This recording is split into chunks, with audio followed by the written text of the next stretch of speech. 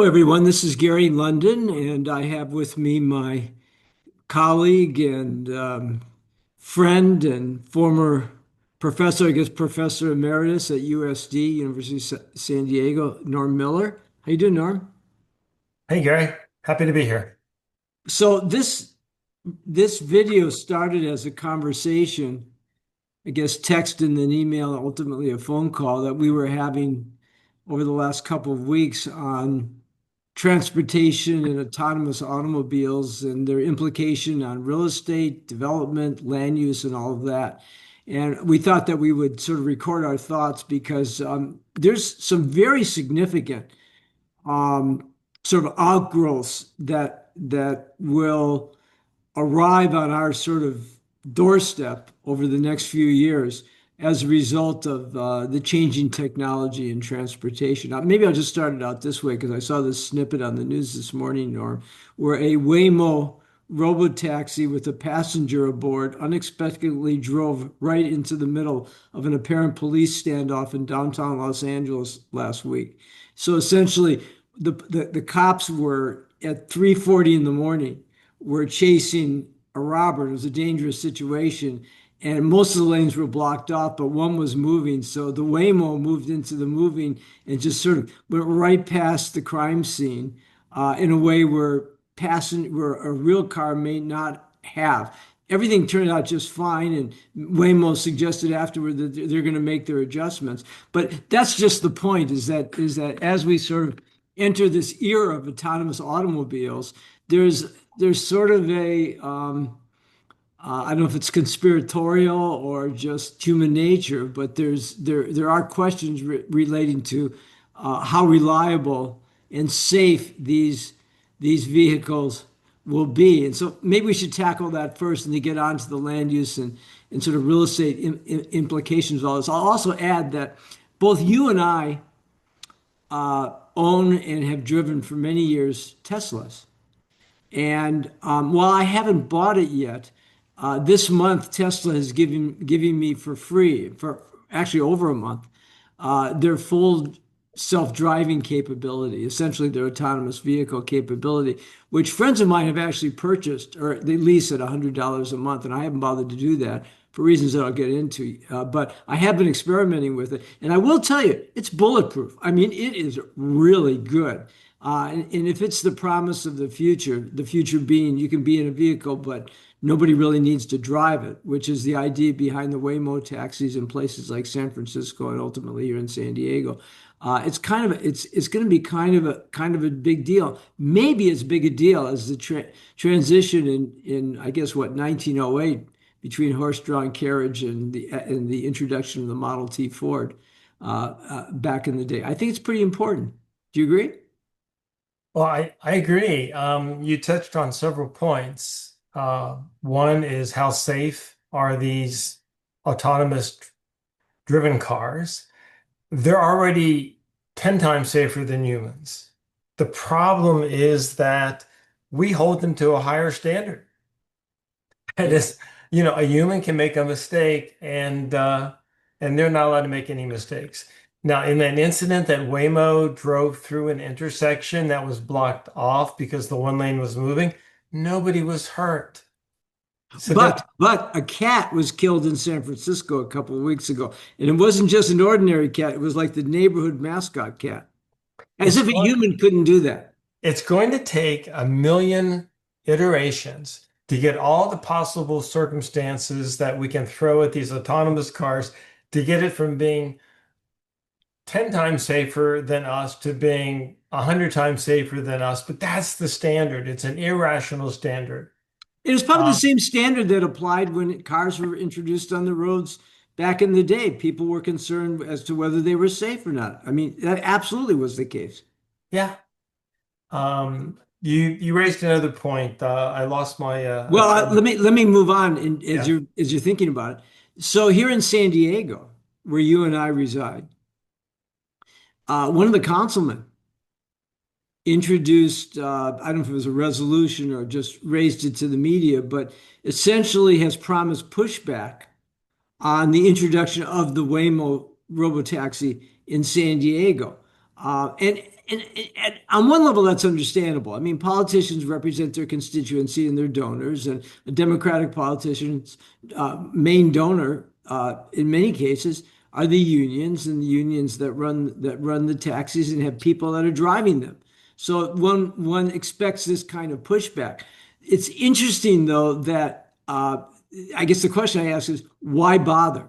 Because it doesn't really matter. The vehicles are going to come here anyway. I mean, I went down to Liberty Station, which is a big local park in the neighborhood here, and the Waymos are practicing. The Jaguars are driving all around there right now. So I mean, it's just really a matter of time, and I don't think any political pushback is really going to matter. Well, this council person is naive at best and stupid at worst. It's inevitable. Um, it will affect some jobs of the Lyft and Uber drivers. In San Francisco, the Waymo autonomous cars already have 10% of the rideshare market. And that's in just 2 years. That's pretty incredible. Well, it's a legitimate concern on the part of a politician, but the way I sort of look at it is that the the people who are driving vehicles are not going to be supplanted. I mean, they're going to maintain their jobs. It's that no new hires or less new hires are going to happen in the future. There's going to be less taxis. Just as Uber changed the sort of taxi landscape, there's going to be less human Uber drivers. I mean, less people will be in the industry. Those people that would otherwise be employed will be in some other industry. Well, a lot of the Uber drivers, as you know, have other jobs, and so it's marginal for some of them, and they'll have to do other things perhaps if it happens quicker than it is in San Francisco where we see that pattern. I did want to say that these cars, though, are not for everybody. They do require patience. So if you're in one of those Waymos, it obeys the laws. It stops at the stop sign. I know you probably slow down at the stop sign, look around and scoot on. And so it's really going to obey the laws. You have to tell it how much, you want it to cheat. And I don't know how much you can get these to cheat. If you want to go 10 miles over the speed limit, will it do it? Maybe some variations will. But it's a godsend to people that are senior citizens, can't get to medical appointments, that don't drive anymore. It's a godsend to the person who partied too long, had 3 glasses of wine, and they know they shouldn't be driving. So this is really on the way, and I look forward to it. And it's going to come rather quickly, I think. Well, that was the point I was going to raise is that, I always tell people that I'm usually right about the future. What I'm wrong about is how long it's going to take to get to get to that future. And so I'm a little bit concerned that we're having a conversation as if the autonomous vehicles are sort of right around the corner, when it actually took about 20 years for cars to replace carriages, horse-drawn carriages, because people had But to that own the that's a cars, good roads had to be built, all that stuff. that's a good forecast right here. It might take 20 years before autonomous cars are, say, 20% of the market, 30% of the market, but it makes a lot of sense, right? I mean, the demand is there now from a Yes. lot of people. Yeah. And I'm Uh, saying this, my perspective is I love to drive. I've always been a driver. So, I'm appreciating the new technology, and it's a lot of fun, and I feel pretty comfortable in it. And I think that's one of the messages here. But I'm not sure that I'm willing to give up my own driving autonomy for AI and robots yet. But I think, to your point, that will be an increasing share of the market. I mean, heck, I can't even get my 16-year-old son to go out and get a driver's license right now because he's not that interested. And I think that defines a generation in a sense as well. The other, let's move on from the fact that it's inevitable to how it's going to really impact our lives. I mean, you had sort of touched on the fact that it obviously creates autonomous vehicles create autonomy on the part of a certain population that is perhaps getting older or unwilling to drive, or in the sense of the working population, those are people we're talking about people that would commute. That in commuting is a huge percentage of time for a lot of workers in America or around the globe. So what if you can commute and be working at the same time? What I have called an autonomous vehicle is like a train without tracks. If you think of yourself in a train, you can be working on that train while it's getting you from point A to point B. This will be the case with autonomous automobiles. So it creates a huge amount of efficiency as well. The question is, what will it do? What in terms of changing the face of our cities? How will it change the look in the It, face of our cities going forward? it will a lot. Let's come back to that. Let's hit the broader issues first. It's going to decrease the demand for cars to the extent that we share them, just like hot desking and offices decrease the total floor plate that a business needed to support their employees. Same kind of thing here, and it's real interesting to speculate, but we could get by with 15 to 20% fewer cars if 30% of the market drivers now said, this is for me. Now, it may not be for you, but for the senior citizens, the disabled, the one who's had too many drinks, the 6-year-old that doesn't want the license yet, whatever that 20 to 30% is, if they used shared vehicles instead of owning vehicles, it's going to decrease the number of cars that we need by about 15% or so. That's really significant. Um, then, in terms of the physical structures that are affected, if you have fewer cars that are more on the road, then we're going to need less parking. And I think that's one of the points you're getting to. There's another bigger problem that I wrote about in the Property Chronicle about 5 years ago, and that is that if you combine autonomous vehicles with electric vehicles so that the fuel is relatively cheap, maybe even solar recharging stations in parking areas, you're going to have a lot of these vehicles that are especially geared towards sharing in hover mode. So they're going to be hovering around the dense urban areas and the cities, and they're going to create congestion for those. And those of us who are driving our own cars are going to be really frustrated because the whole street is filled up with these cars circling around the office buildings and the shopping centers because they're waiting for the next ride and they want to be as close as possible. And there's no sense parking because the fuel is cheap. Yeah.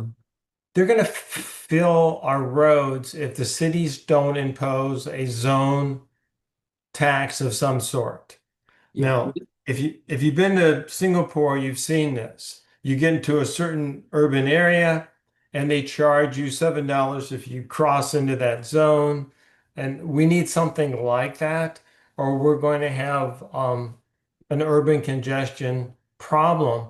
And I would prefer that the city council people pass those laws now versus later, because the longer we wait, the harder it's going to be to convince the powers that be that we need that. So instead of the city councilman focusing on keeping away the autonomous vehicle transition, have them focus on sort of the regulatory umbrella that might raise some fees, have the public policy upside of reducing congestion, of just sort of creating new rules that are going to Yes, be needed to deal with the problems that you just cited. that's exactly what we need. Then we will need less urban parking structures because one, they can do this hover mode, or they can go outside the zone if there's a fee and hover there. But we're going to need our buildings to look different too, right? Yeah, I think that you and I spend our careers looking at the economics of land use and real estate, and when you're just looking at the feasibility of a new project, whether it be residential or commercial, you just point to the amount of construction costs that are associated with building parking structures. Mhm. And if, to your point earlier. You don't need to park the car at the location that is your destination.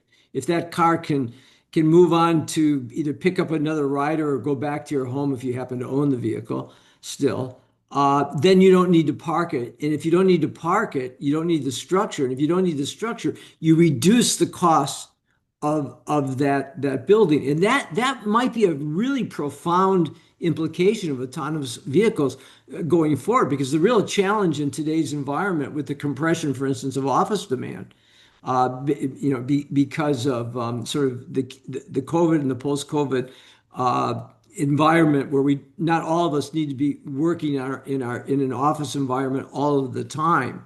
That has reduced the demand for office space, and that has created a huge problem in terms of market occupancy and too much office space in particular the CBD portions of our urban markets. Here we have a situation where, on top of that, we have at least the opportunity to build new buildings that reflect a smaller demand for office space and a smaller demand for parking space. And that has huge implications in terms of feasibility, and may make these kinds of projects affordable again. And the same would be true for residential as well. I mean, I can see a situation where vertical residential projects really get to the point where they don't need to provide any, or at least as much parking as historically been the case. Again, I don't see this transition as being instant.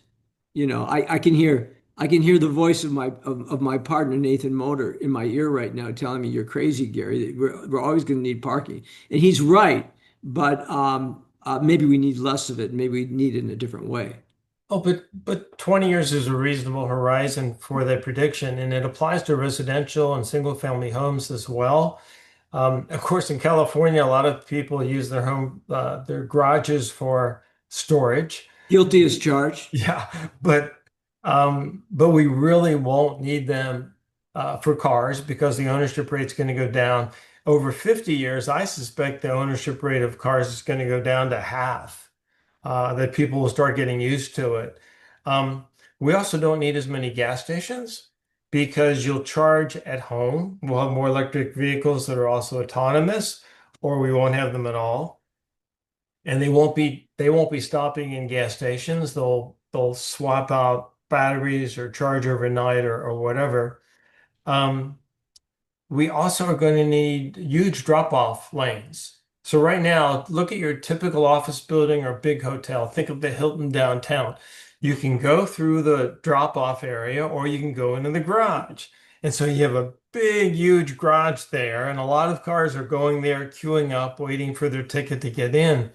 Now you're just going to have drop-off. So you're going to need several lanes at big office buildings, hotels, convention centers, hopefully covered to protect from the weather. And some buildings are really not set up for that. Think about the Symphony Tower downtown, a big office building with really very little drop-off area. You're going to need to change that kind of design. It won't be adequate. Yeah, we've been working on projects for the last few years. I did a major project for the San Diego Padres around the ballpark, on their parking lot property just to the east of the ballpark, where we actually planned into this mixed use, commercially dominated project, big drop off areas. As a matter of fact, I took a visit at BOSA's new high-rise condominium project being developed at the end of B Street in the East Village area, and they have exactly what you're talking about, where they have a huge drop-off area where you can drop off, and you actually have to go almost around the building to even either get out back to the street again or get into a parking lot. So they're sort of accommodating it in the new design. I think your point is well taken. There's going to be huge design implications associated with the transition. I think that we're starting to advise most of our clients to be thinking about that right now. Well, even though your partner Nathan might think this is going to take a long time, think about the 16 to 18-year-olds when they're told that if they go with an autonomous driving vehicle, their insurance cost will be half of what it is now Or think because of the about their safety, parents. or their parents. Yeah. So you might say, "Hey, honey, I'm happy to help you get a new car, but if it's an AV, my insurance cost is much more affordable."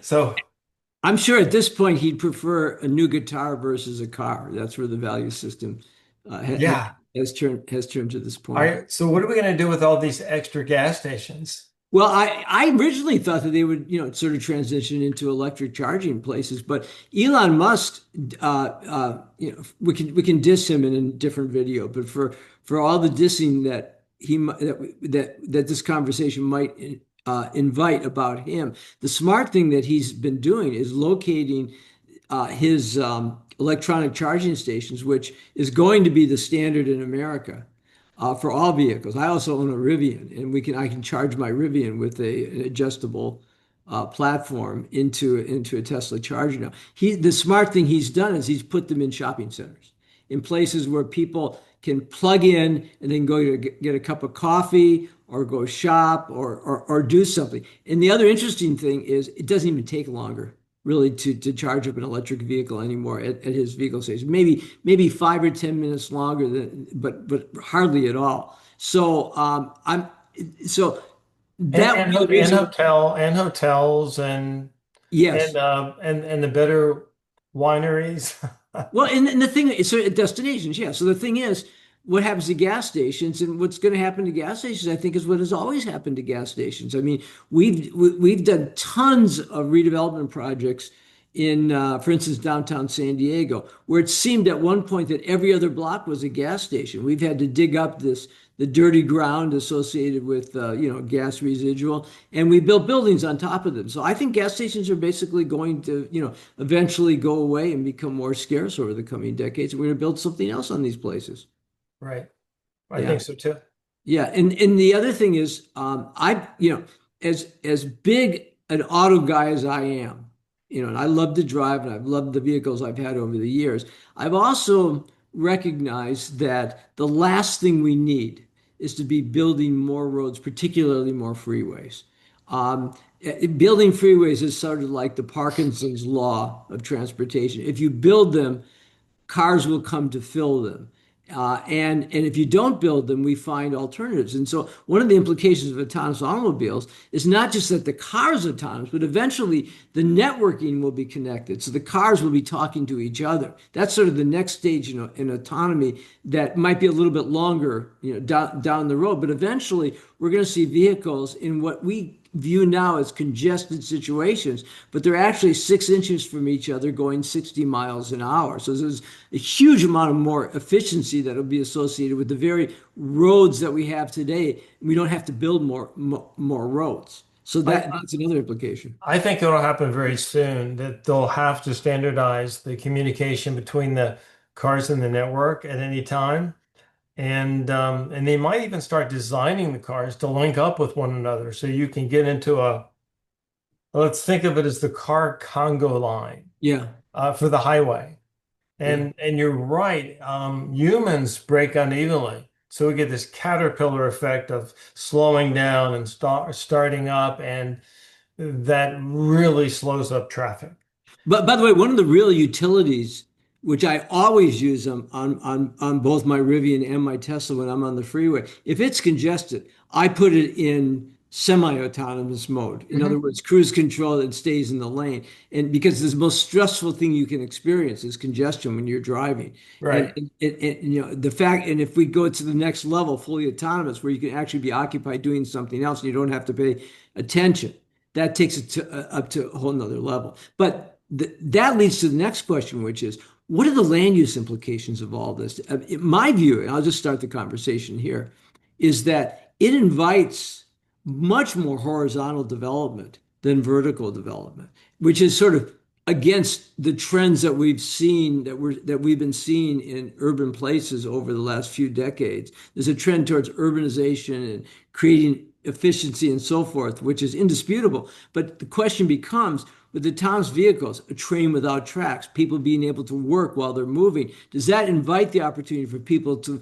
live further away from where they work? That coupled with the fact that they don't have to come to the office every day for reasons that we've already covered. Does that create an opportunity for people to even commute longer, fewer times a week? And does that change the sort of the land use vision of the future? It probably depends on your life cycle. If you're a young adult, pre-kids, or empty nester, no kids, you probably want to be near certain amenities, and that will dominate where you live. And you may like walking. But if you have kids and you're concerned about school districts, you're probably going to see densification in the school districts independent of how far of a commute it is, because as you said, you can work during the commute. So I think for a certain portion of the population, you're absolutely right. The bid rent curves that are usually steep are going to flatten out. We can develop further out. But there still be magnets out there, like the better school districts, the urban areas with amenities that will still cluster around.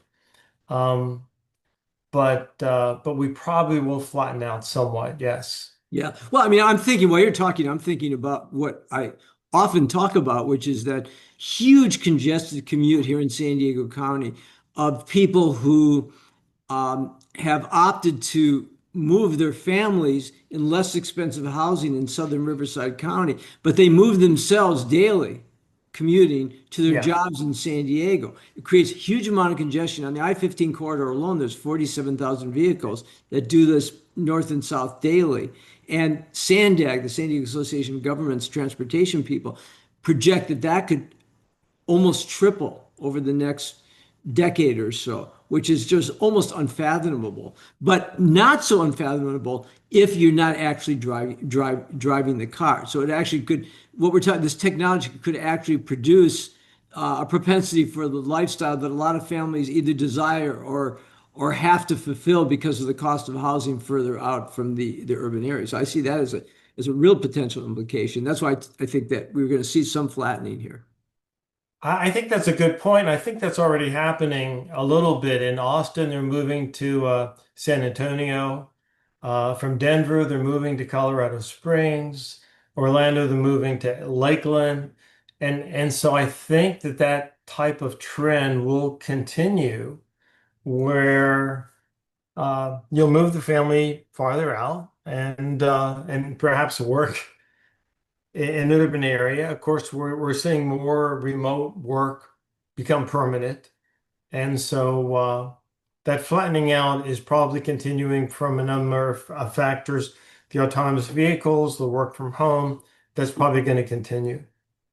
And the opposite could be the case as well, because the ultimate transportation solution isn't even the vehicle, Norm. It's the relationship between where we live and where we work. So if you want to create the ultimate transportation or solution for yourself, it's live where you work, which is what you and I do right now, or live next to where you work so you don't actually have to get into any kind of vehicle, private or public. I mean, that's sort of the opposite trend that's going on, but two things can be true at the same time, right? They can, or you can have a mobile office like you do, um, where you know, can work in a van as Yeah. well. Yeah, there are lots of other choices. There was an interesting article that I read a couple of weeks ago that introduced the term um, a synchronous solution, where the author, a lady by the name of Ellie Griffin, I think I'm pronouncing her name correctly, uh, L. bas- Griffin, yeah. Elle Griffin, basically suggested that we can get rid of weekends because the old way that we've worked, which is like 150 years old, started with the Industrial Revolution, where people went to work 9 to 5, there really isn't for a lot of working categories a need for people to work 9 to 5, where all the congestion is from 8 to 9 and from 5 to 6, or the extended hours around those terms. In other words, we've got plenty of infrastructures that everybody's in driving the same place at the same time. So why not spread it out? And her suggestion is, you can spread it out by having different, flexible work times. People can work on the weekends, things like that. And she's probably right to some extent. When you couple that again with sort of this post-COVID working environment, it starts to make some sense. So in our enthusiasm to sort of propel the idea of autonomous automobiles and how they're going to change our society, simple things like how we work and where we work could have really a more profound impact. So I would describe that as a cultural phenomena, and our parents, they assumed you weren't working if you were home. If you weren't in the office or the retail store or the manufacturing job or wherever you were, if you weren't there, you weren't working at home. So it, there's a lot of cultural momentum still in existence that will slow that down. And then our school cycles are probably a big driver of our work cycles. And drop off the kids, pick them up. Weekends free from kids, but somebody has to take care of them, perhaps. So um, this L Griffin world that is asynchronous and schedule free and less congested will probably require some changes in how we run schools. I mean, why do kids get the whole summer off, Don't get me started. It's the worst idea ever, and ought to be stopped right now. Year-round schools with some breaks in between Sure. are one solution. Some portion of a homeschooling or not location dependent schooling is probably another solution. Just as in the workplace, the way that we educate our children and our college students, all that has to change, and I'm expecting will change. It's just that a lot of these things are very stubborn. They take a while to play out. Well, they do, and there's probably rules and laws that you have to educate your kids out there somewhere. Um, but we may find out that the gamification of education on a computer system is more effective for learning, Yeah. and that the reason you need to send kids to community centers and schools is for socialization and team building and leadership and other skills. So, culture is going to slow down that transition, but it will likely happen for our kids, grandkids, and so forth. Yeah, maybe not for us. And it also shifts the burden of responsibility to some extent. In other words, we've allowed employers, particularly large companies, to take a pass on how they impact um, housing costs and congestion, where instead of giving them the opportunity to focus, maybe through regulatory carrot and sticks, to change their working hours or to provide more housing for their employees on site, or whatever it takes to get them out of congesting the road, helping congesting the roads in the morning. So I think there's sort of new models of taxation and incentives that can be built around people who we've sort of excluded from the conversation, particularly employers and businesses. So let's give some numbers and summarize a little bit of this. There's 200,000 gas stations in the United States. With AV and EVs, we're probably going to not need 100,000 of those over the next 20 years. The insurance industry that for just car premiums alone is $400 billion a year. If 30% of that wasn't needed because AVs are safer, that's going to save the average family that goes in that direction $900 to $1,700 a year using current rates. So there's a lot of positives. I mean, we're going to be able to raise the standard of living, be more productive than we are now, be able to work while you're commuting. There's so many positives that it's certainly a trend that will have to happen. Yeah, Um, interesting point. while you're talking, I'm just trying to bring it down to a personal level. Maybe this is a good place to end.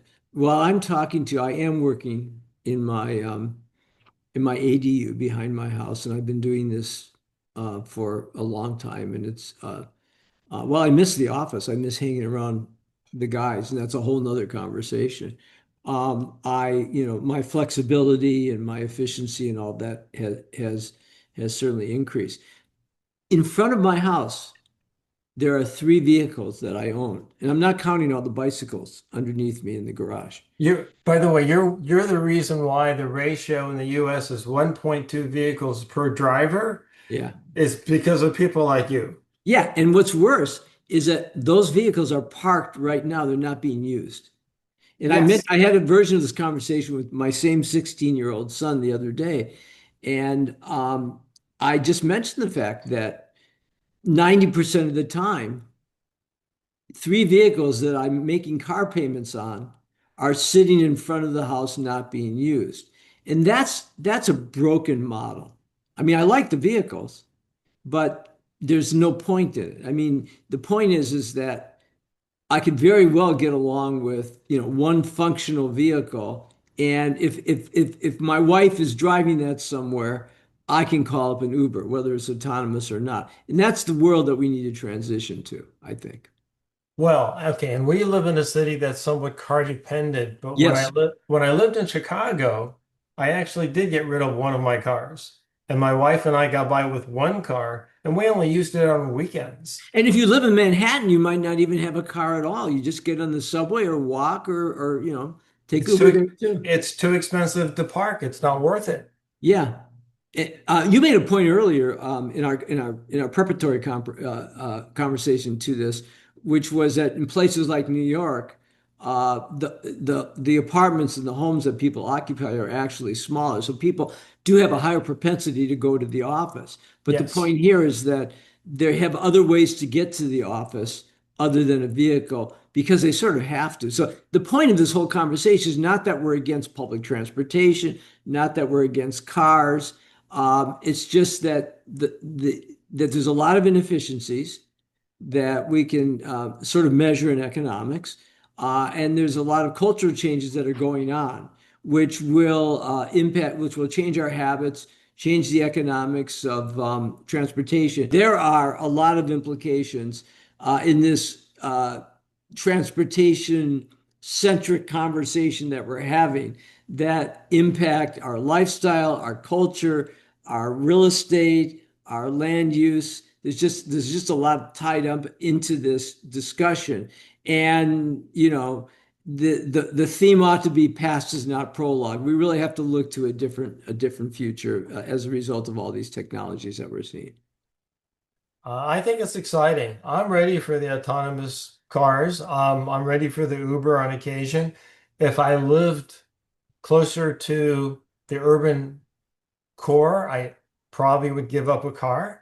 Yeah. Um, my next door neighbor has five cars and there's only two drivers, but he gets a lot of utility from driving his Porsche and his play toys, which is totally recreation and different from his needs.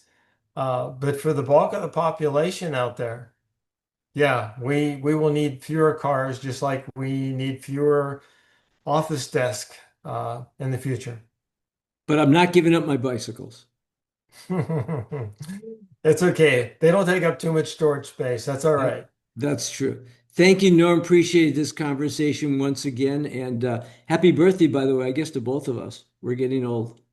Yeah, we are. All right. Take care. Bye Take bye. care. Bye bye.